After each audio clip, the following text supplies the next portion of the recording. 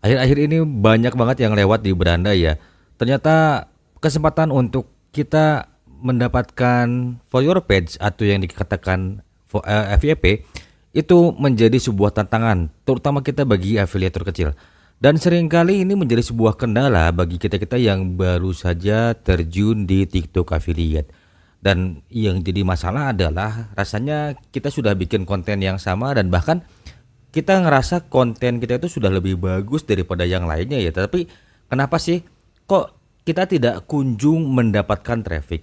Nah, kali ini kita akan bahas gimana sih strateginya supaya konten keranjang kuning kita ini bisa di boosting atau direkomendasikan oleh TikTok secara organically. Apa sih organically? Nah, sebelum dilanjutkan pastikan teman-teman semua like, subscribe dan juga nyalakan loncengnya.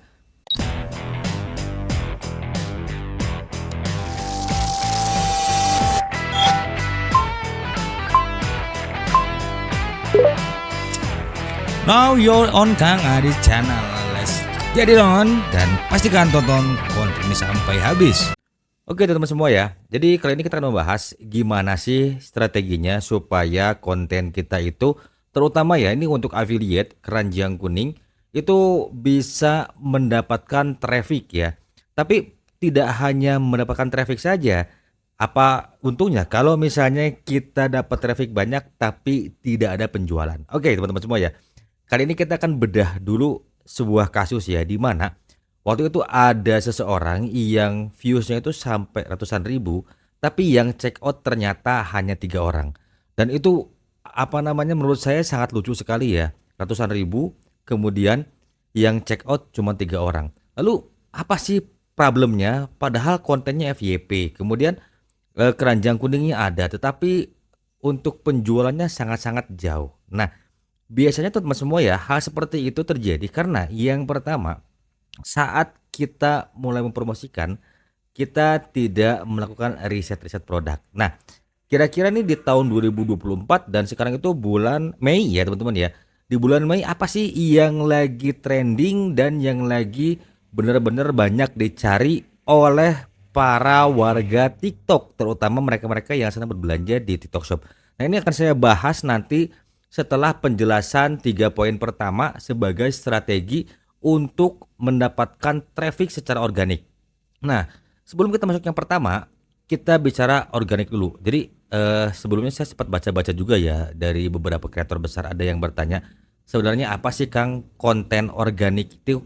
Nah, jadi kalau konten yang di boosting secara organik itu adalah di mana konten yang berkembang secara alamiah, tidak menggunakan iklan dan dia hanya betul-betul mendapatkan rekomendasi dari TikTok.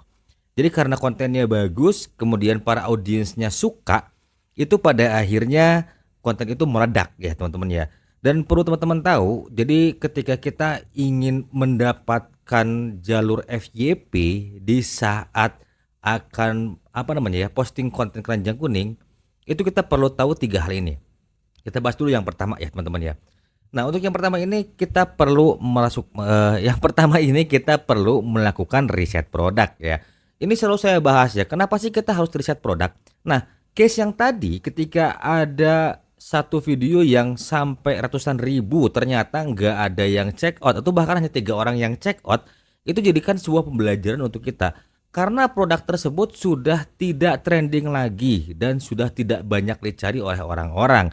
Sehingga ketika kontennya FYP tidak mendatangkan penjualan. Nah, ini jangan sampai terjadi ya teman-teman ya. Sudah capek-capek bikin konten tapi ternyata saat FYP kita nggak mendapatkan keuntungan penjualan ya teman-teman ya dari keranjang kuning.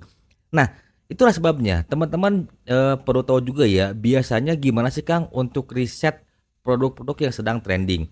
Nah, kalian bisa masuk ke sini ya teman-teman ya. Jadi ini saya ulang kembali. Kalian bisa masuk ke keranjang kuning kalian atau ke showcase kalian. Kemudian nanti akan muncul tanda plus seperti ini. Nanti kalian bisa riset ya produk-produk yang sedang trending. Atau kalau teman-teman mau yang benar-benar akurasinya oke dan mantap, kalian bisa masuk ke beranda TikTok Shop. Kemudian kalian lihat yang sedang flash sale itu mana saja ya teman-teman ya. Nah, setelah itu kalian masukkan dulu tuh ke mungkin kalian bisa bikin sebuah catatan kecil ya. Misalnya produk yang sedang trending di affiliate kreator elektronik seperti saya, misalnya mikrofon ya. Kemudian yang keduanya tongsis, lalu yang ketiganya cooling pad, yang keempatnya mungkin TWS. Nah, itu kan saya listing dulu nih. TWS dari toko mana, seller mana, dan kemudian itu akan saya analisa lagi tokonya. Nah, ketika kalian sudah masukkan produk-produk yang sedang trending, itu pastikan kalian cek yang namanya PQP ya, teman-teman ya. Jadi apa sih PQP itu? Jadi untuk PQP ini teman-teman semua ya, ini perlu diperhatikan juga. Ketika misalnya kalian mendapatkan sebuah PQP yang jelek, itu akan berimbas ke traffic live streaming dan konten kalian serta reputasi dari kalian sebagai afiliator ya, teman-teman ya. Jadi PQP itu adalah di mana ketika kita mempromosikan sebuah toko yang ratingnya di bawah 4,5, maka kita akan mendapatkan poin PQP ya, teman-teman ya. Kalian bisa masuk poin PQP itu ada di sini ya, teman-teman ya. Ini kalau nggak salah di analitik, kemudian nanti lihat di sini. Nanti ada tuh poin PQP ini berapa. Nah, untuk PQP ini hanya bisa dilihat oleh akun yang pure sebagai afiliator, bukan yang tertaut sebagai akun pemasaran ya, teman-teman ya. Jadi sekali lagi untuk PQP ini dapat dilihat oleh akun yang sudah tidak tertaut dengan akun pemasaran. Nah, di sini oke ya, teman-teman ya. Jadi yang pertama kalian riset produk melalui marketplace dan melalui beranda TikTok Shop. Kemudian kalian cek untuk tokonya itu sendiri ya, teman-teman ya. Nah, itu kita simpan dulu, keep.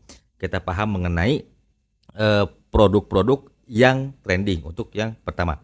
Yang kedua strateginya adalah kalian mulai riset SEO ya, teman-teman ya. Nah, gimana sih Kang untuk riset SEO? Nah, kebetulan di TikTok ini sekarang sudah ada sebuah tools yang benar-benar bisa ngebantu kalian banget. Dan rata-rata teman-teman ya, saya sering kali bikin konten seperti di TikTok ini menggunakan tools ini. Nah, tools ini namanya adalah Creator Search Insight. Nah, teman-teman, caranya gampang banget. Tinggal masuk ke sini, kolom search, kemudian kalian langsung aja ketik Creator Search Insight. Nanti kalian klik di situ, kemudian kalian bisa lihat tuh. Kalau saya kan di sini ya ada mikrofon, kemudian ada mic podcast dan yang lainnya ya.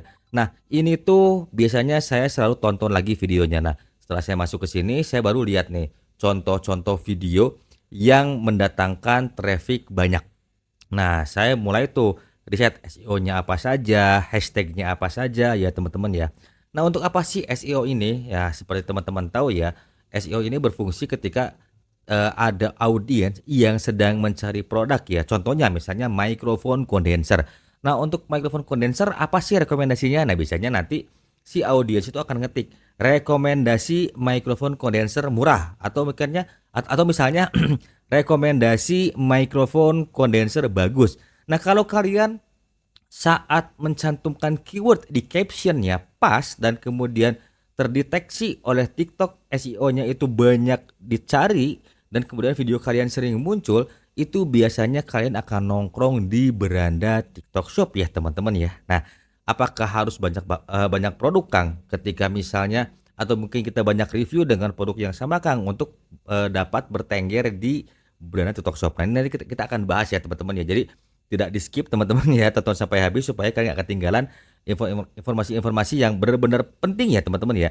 Nah, setelah kalian masukin SEO, kalian masukin hashtag. Nah, untuk apa sih hashtag ini? Jadi sebenarnya hashtag ini fungsinya untuk mentargetkan konten kita kepada audiens yang tepat. Nah, setelah tadi riset produk sudah oke ketahuan, kemudian kita analisa jenis-jenis konten, tipe konten yang bisa kita produksi kembali dengan sistem ATM, amati, tiru, dan modifikasi. Kemudian kita tambahkan SEO ya, teman-teman ya.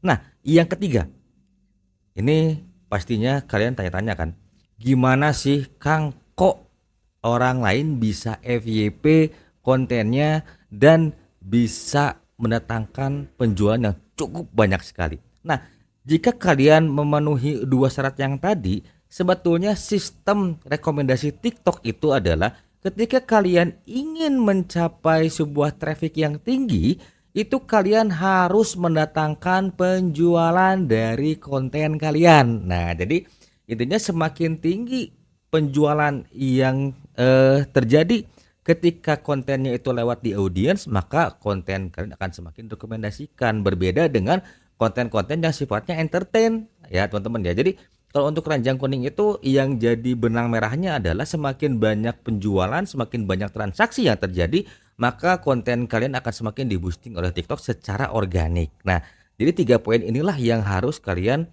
mulai riset ya teman-teman ya. SEO, produk, dan kemudian bagaimana caranya kita mendatangkan penjualan. Nah, untuk mendatangkan penjualan ini tentunya kalian harus bikin 3 second hook ya teman-teman ya. Kemudian bagaimana kalian mendeskripsikan ketika review produk, dan yang terakhirnya tentunya dengan sebuah call to action yang mungkin bisa dimodifikasi ya teman-teman ya, atau sifatnya mau hard selling mau soft selling terserah. Nah, lalu bagaimana nih Kang kalau misalnya kita belum punya produk? Nah, jadi wabil khusus teman-teman ya, baik lagi. Nah sekarang ya, apakah kalian harus menyerah kalau tidak punya produk? Misalnya kalian ingin terjun di elektronik tapi tidak punya produknya. Sebenarnya simpel-simpel aja. Kita cari produk yang mirip ya teman-teman ya. Kemudian bentuknya sama. Nah di situ kalian bisa review ya, tentunya dengan membaca deskripsi yang ada di TikTok Shop. Nah setelah itu kalian bikin deh konten. Mungkin bisa satu produk 5 konten dulu untuk satu hari. Atau misalnya kalian bisa diglobalkan 1 bulan, misalnya dalam satu produk itu kalian bisa bikin 10 atau 20 konten. Harapannya adalah kalian bisa dinotis oleh si seller.